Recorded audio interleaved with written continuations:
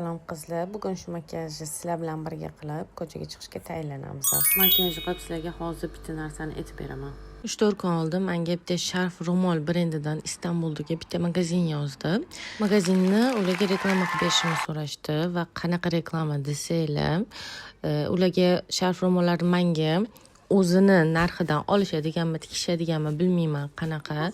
O'zini narxidan menga sharf yuborarmish. Men uni sharflarni o'rab, chiroyli videolar olib, o'zimning Instagram profilimga qo'yar ekanman. Keyin ular mendan olib o'ziga qo'yishar ekan. Shunaqa qilib ishlar ekanmiz. Men ularga albatta rahmat kattakon dedim, qaytib yozmadim. Ular ham keyin shu bilan menga qaytib yozishmadi.